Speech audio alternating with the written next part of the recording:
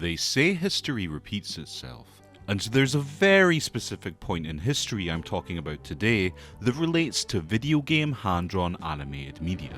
In the late 80s and mid-90s they exploded, with animated series of Zelda, Mario, Sonic, Mortal Kombat, Double Dragon and more.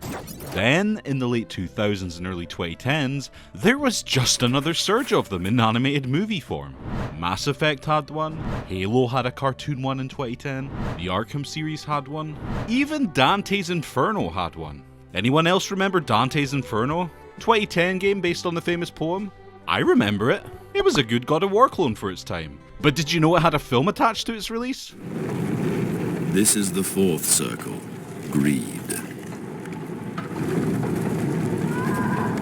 Just as quickly as this started, it stopped. And now we're seeing yet another big revival in video game based media that garners good reception, but sticks to the 3D animated or live action approach.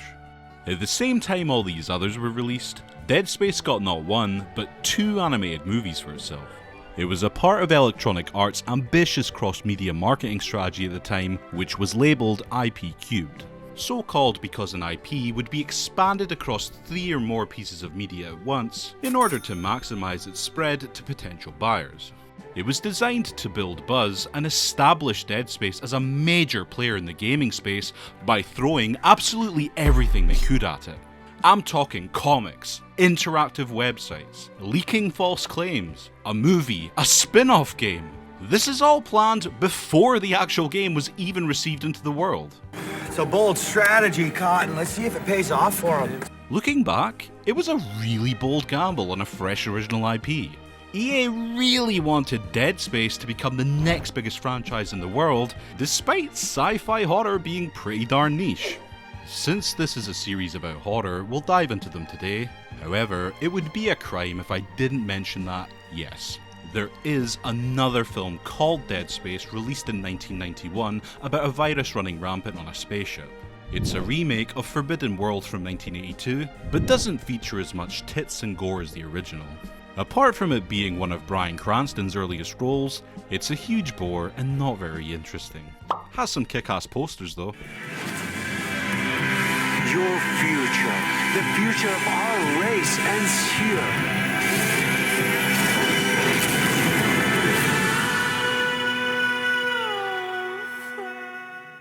Now, I just want to say up front, I fucking love Dead Space. I love you.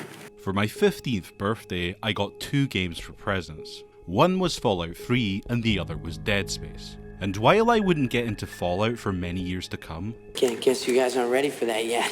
Dead Space hooked me instantly. Set on a mining ship far out in space, named the USG Ishimura, it's a Lovecraftian tale about alien markers discovered on planets that slowly take over people's minds to the point they even start churches worshipping them. Unfortunately, it also mutates them into twisted creatures named necromorphs. We follow an engineer, Isaac Clarke, who encounters what's left of this colony after all the madness has already went down. The game was inspired by RE4, but with more focus on intensity. It's bursts and crescendos of violence with strong forward momentum towards a huge finale that labels itself survival horror, but I've personally always seen it as an uber-violent horror action title. It's still drenched in a pitch-perfect oppressive atmosphere, and with so much creativity in terms of the monsters you encounter and the excellent world building soaking you in the deep lore involving these markers, I was genuinely intrigued how a movie about it would play out. When it comes to adaptions, you can either retell the same story from a video game, but amend it to work within a movie's constrained limitations, or you can make up a new story set in the same world that may or may not be alluded to within the game itself. Dead Space Downfall goes for the latter.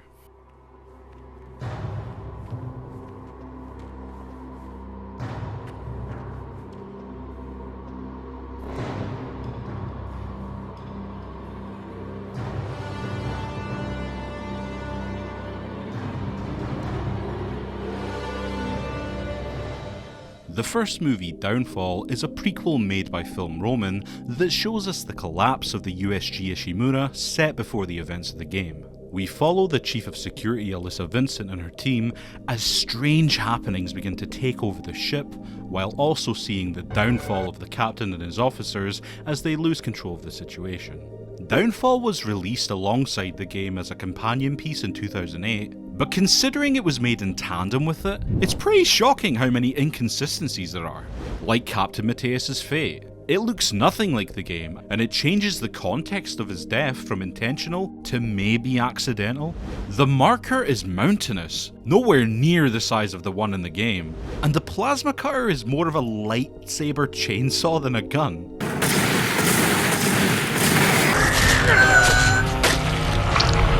If I went into plot holes, then this video could be hours long, as there are so many points that directly contradict audio logs or actions from the game. It's almost as if EA gave Film Roman art assets and a basic outline, but outside of that, they barely talk to each other throughout production. There's also just a lack of characters from the game. Dr. Kyne is in it a lot and there's a wee cameo from Nicole, but that's it. What about Cross, Mercer, Temple? If it's meant to be a transitional piece of media to go along with the game, wouldn't it make more sense to have character backgrounds from the game fleshed out? I would guess the reason it's so different is the IP cubed strategy would scatter the Dead Space IP across different companies with little communication, and this led to fractured ideals of how the property should be portrayed. I'm no doctor, but it looks like something's been chewing on him. This shit is getting weirder by the second. Sounds like a date with Shen. Fuck you, rookie! Has it occurred to you jokers that whatever did this could still be in here? I'm gonna call this in. Stay sharp. Security Chief Vincent to Bridge. Come in, over. This is Captain Matthias. Give me a sit rep. Character-wise from the cast we do get, Alyssa is your typical headstrong, do the right thing at any cost hero who tries a bit too hard to be edgy. About fucking time. I think we're about to walk into a world of shit. Anything gets in our way, cut first, ask questions later. Got it? Ooh, you're odd. But the rest of her crew are unmemorable and only distinguished by a single trait. Like one's religious, one cracks jokes, one's a big guy, you get it. Boy, are you fat.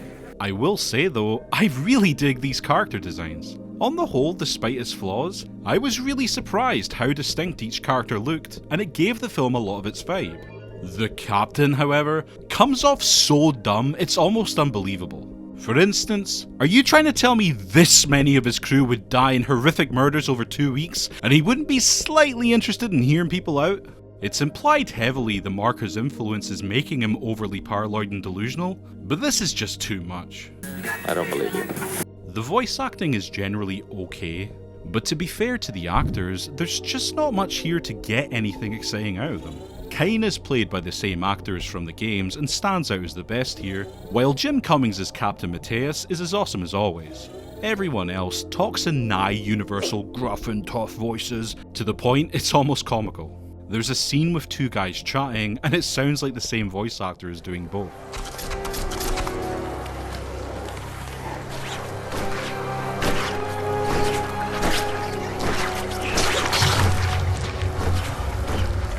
That's how they work. Let's go. The animation is jank as hell at points,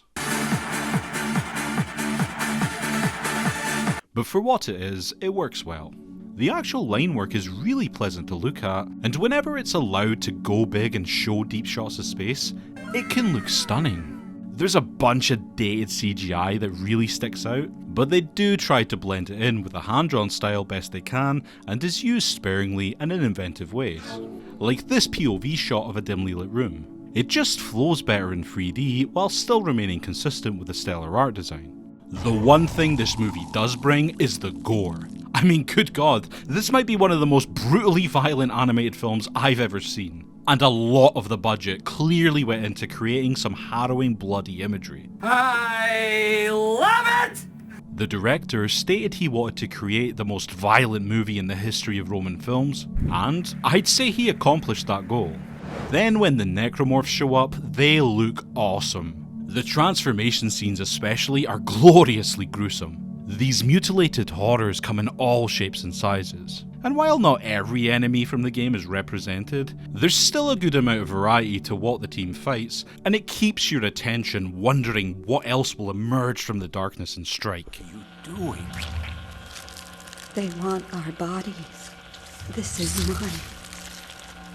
My flesh, my bone, and my blood. No!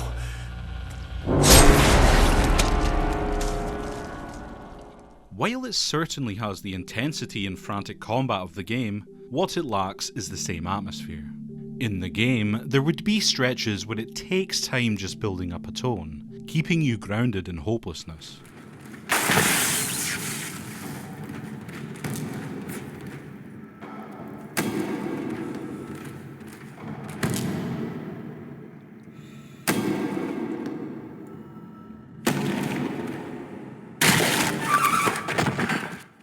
There's nothing like that here. It whisks through the narrative too quickly to stop and take in any ambience.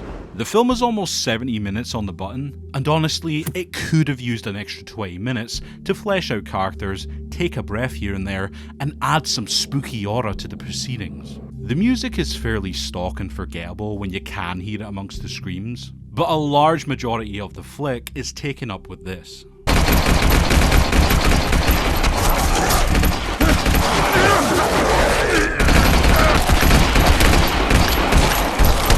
It's entertaining and animated well, but it feels flat since the movie moves at such a high pace in such a short runtime. This combination means we never get a chance to really know the characters, the dialogue is stock, only there to move the plot forward, and the last 40 minutes are just the team moving from fight scene to fight scene. The best aspect the movie has going for it is the madness the marker causes. Because it can influence people at any time once they're broken down, it can make for some good fun seeing who will crack, even if there's little suspense to it. These guys ain't that tough.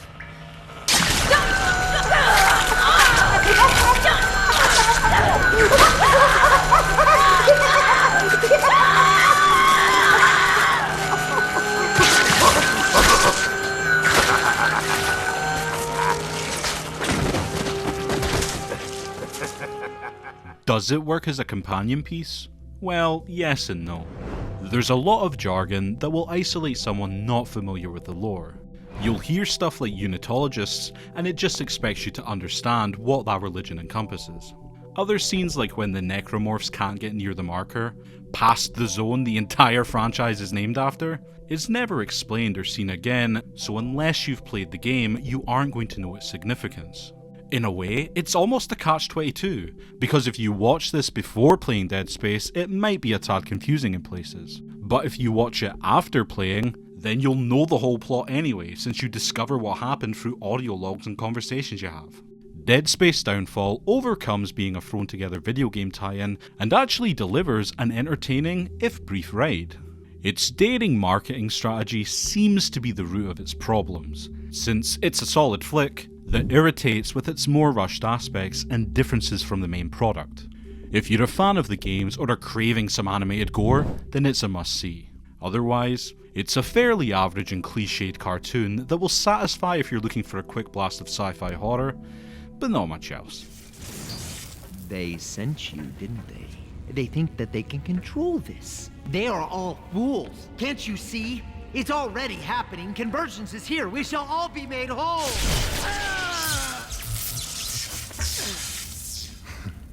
Fools. Control, we've got one blue casualty and 4 survivors in custody. Dead Space Aftermath released alongside Dead Space 2 in 2011, bridging the gap between the first game and its sequel. That poster looks damn cool though, eh? I float. It follows 4 survivors rescued from the devastated spaceship USS O'Bannon, and we watch as they get forcefully interrogated. We observe each of their stories as they reveal the horrific events that befell the ship, and fill in the details of the narrative between games in a semi-anthological way. The movie uses 3D animation to represent the present, while flashbacks are done in traditional hand-drawn animation.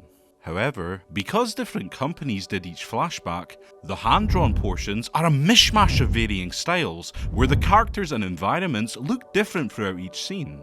Shipping out each segment to multiple studios would cut down on production time, and in theory would lead to each character's backstory having its own unique look and feel. But in practice, it led to errors and so much disparity occurring that they don't feel attached to each other at all. Watching through it, you realise they learned absolutely nothing from Downfall's criticisms, and instead went headlong into doubling down on its worst traits.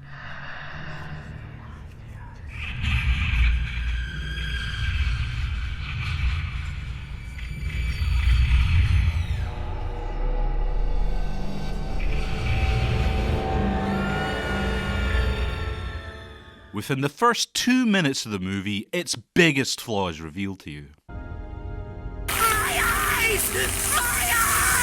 The 3D animation work is fucking embarrassing. This is disgusting. This is awful in every way. I mean, look at it. It reminds me of Food Fight. Lock and load, Marines. Look out! What's happening? The engines are firing! How is that possible? Beast Wars! I can't believe someone signed off on this. It looks flat out unfinished. Clothing has no folds. Facial expressions are minimal. Everything is dull with weird shadowing. Movements are stiff. Hair looks like molded clay. I could go on. And I will, because it's horrible. Models clip into themselves. Physics are just a suggestion in this world. And I swear, so many characters share the same basic model, they just change the hair up.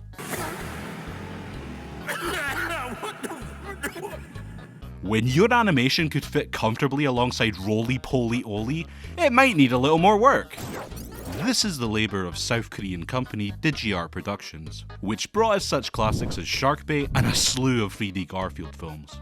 When I look at this, I don't think, oh yeah, that's Dead Space. I think, Jimmy Neutron sure got darker. And that's a major problem. As I say, the first movie had some weak CGI too, but it was spread out and integrated much better into scenes alongside the hand-drawn animation.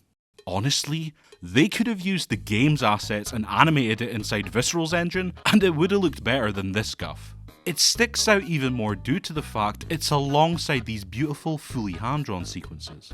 What were they thinking? Within these wraparound 3D segments, there's very little sense of directional cohesion between all the moving parts. Rescue team, identify yourselves. Thank God you're here. I knew they'd come. I'm Dr. Isabel Cho, Chief Medical Officer of the U.S. Geo Band. You just get away There's been an now. accident. Nobody's taking my baby away from me again. Drop the weapon, now! Nicholas, it's all right. Thunder, don't do it! Conversations come across so disjointed and unnatural because lines are just reeled off one after the other and seem to have been directed individually rather than thinking of the product as a whole. There's no flow, drive, or even a recognisable mood. It just feels off. Like, listen to the chatter between these Marines. Sir, I'm showing 4 live ones. 4? There's supposed to be 137 crewmen. Raiders never hit a ship this big before. We should call in reinforcements. Oh god, gosh darn it. They've picked up our trail. Gosh.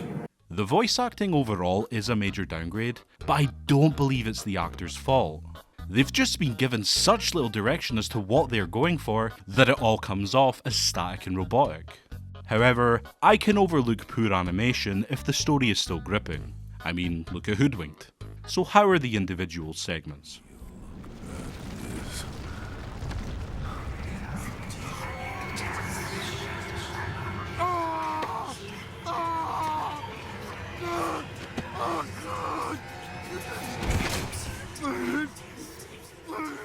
Segment 1 follows a crazed man named Kuttner who sees hallucinations of his dead daughter everywhere. Both he and his daughter look nothing like their 3D representations. Like with the daughter, they didn't even try. He's played by Christopher Judge. Boy. And he's by far the best voice actor in the movie, so it's a shame he's saddled with such weak material. We follow his team discussing the recovery of surviving fragments of the marker, then they travel down to the planet where he starts seeing some hallucinations leading to conflict. The art style is the most reminiscent of Downfall here, being a standard Americanized style. But then there's just some strange choices, like his daughter having shiny diamond-shaped eyes. There's some impressive stuff here, especially when it comes to how the vision of his daughter flows over the screen like water, and the monsters swirl like living smoke. But there's just not that much to the narrative. I guess its purpose is to show how the marker survived and the pieces can still influence people, but it's a pretty basic and forgettable escapade. Outside of a pretty image here and there, the characters spew exposition, he finds a marker piece, goes crazy and gets tied up. End of segment. There's a chasm ahead! Don't stop! Jump it! Come on! Jump! This way. I can't run anymore. Gotcha!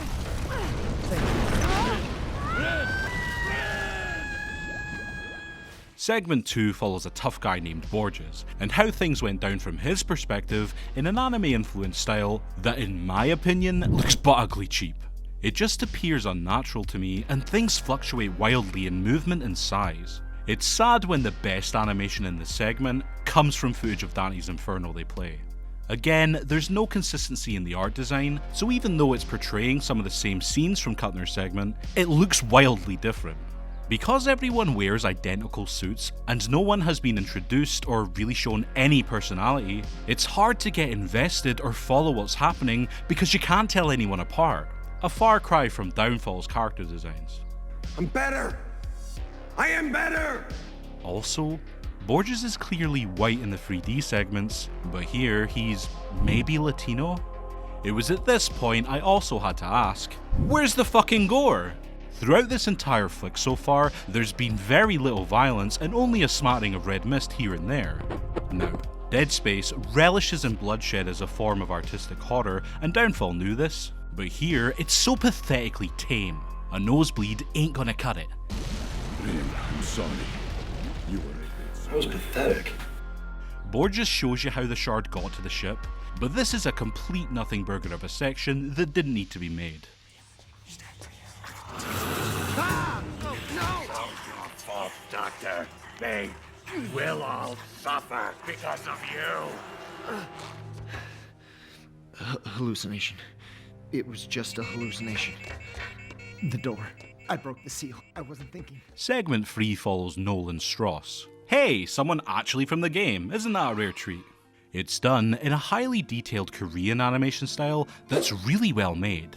There's some surprisingly creative imagery and cool shots that make it stand out from, well, this re-release of Jumpin' Flash. Once more the character designs clash with what came before, but that's just a given at this point. It follows Strauss's experiments to decipher marker fragments and his descent into madness, allowing viewers a deeper look into what made him how he is in the game, which makes it unique in that it actually does support the video game as intended. We also finally get to some necromorphs and violence again, but it's very brief, and just when it gets going, suddenly it's over. The only other downside is there's not much tension or a chilling tone. It's pretty and finally gives us some good action, but it's missing that special something only Dead Space can provide. Still, this is by far the strongest entry, and the only one I can say truly assists in your experience with Dead Space 2. What happened to all the bodies? They changed. They became one. I saw it. I saw it happen. Chief? Chief, is that you? They want you, too. They want you both dead! Oh, Chief, what are you doing? The final segment follows Dr. Cho, and it's done in a beefed up style where everyone appears to be grafting damn hard at the gym and have permanent scowls printed to their faces. Strauss looks like a character from Attack on Titan with rippling muscle over every inch of his body. Just a bit of artistic liberty from how he looks in the game. It shows off the events leading up to the opening of the movie with the necromorphs running rampant, and it's an okay segment. I have no strong feelings one way or the other. My only gripe, really, is that the necromorphs look more like demons from Doom more than they do mutilated, twisted corpses. There's also only 2 varieties we see, and with all the new variants introduced in the sequel game, it really sucks none of them are represented here at all. It's nice it finally gives us some decent action for an extended time, but again, it's inconsequential and leads to a pretty unsatisfying ending. Dead Space Aftermath to me comes across as a soulless and boring eyesore that adds nothing of worth to the series. There are points I genuinely laughed at it. At worst, you could argue it's an unfinished and unfocused project that wasn't ready for release. But the IP Cube strategy once more seems to be the root cause of most of its bugbears. It lacks any cohesion between sections at all, has zero tone, and is missing the fun violence of Downfall. instead injecting the franchise with stereotypical, mundane and tensionless storytelling that feels insignificant in the grand scheme of the lore and alienates anyone not familiar with the games. I commend it for its ambition and intriguing approach to having multiple stories, but it's a half-assed experiment that didn't work. It just barely serves its purpose as a marketing tie-in, but arguably caused more harm than good upon its release. Only die-hard fans need apply here. If you want a good time with the franchise, play the games or watch Downfall, because Aftermath is a stain on an otherwise terrific series. Also Dead Space 3, fuck EA for that shit. I am so fucking sick of these fucking things. You and me both.